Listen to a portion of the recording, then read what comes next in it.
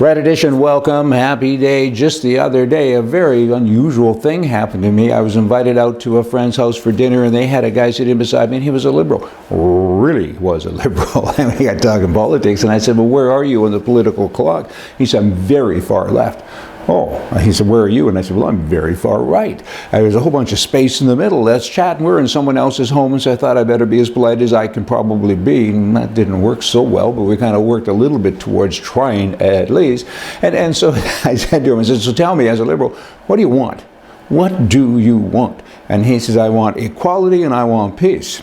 And I said, okay, well, that sounds like heaven to me. You should die first and maybe go somewhere, and hopefully you get there.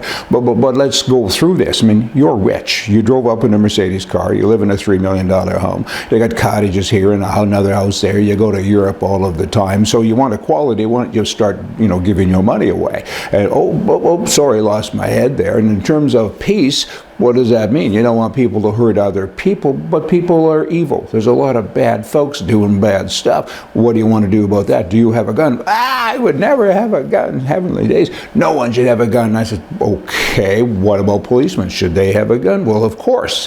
What about a brinksman? Well, of course. Oh, I forgot. They're looking after your money. I could see this talk wasn't going to go anywhere very fast, because he's as dumb as a rock. I mean, really?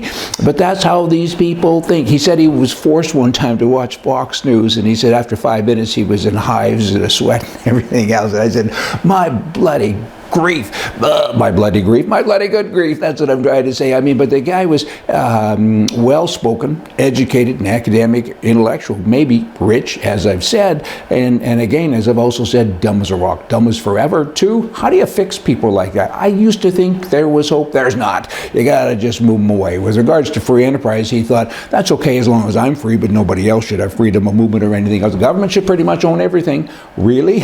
He said, yeah, I'm gonna get in my Mercedes and go home pretty soon. Here's my take on free enterprise and the government. The government, think of a football team. The government's position is that of a referee. They shouldn't be involved in the game. The rules should be set by all the players and different things, but then they should just ref and leave everyone alone. People do need a referee. Picture a football game. Again, take the ref away, send him home. And these football players are going to grab the other guy by the mask and toss him and hit him and cuff him, because that's human nature. People do that. Not everybody, I understand it, but many people do. Somebody has to be there with a penalty, and kind of make things better and make sure that they don't get bad, right? And that's what a referee is. Instead, our government, they start to play the game. They say, well, hold it, I like that. And they pick the ball up and they run with it, and they change the rules all of the time. When you're running, and well, right, you can't do this and you can't do that. And pretty soon they control the game. And they shouldn't. Their job is to referee the game. A bit of a ramble there, but I think you can probably take all those dots and connect them.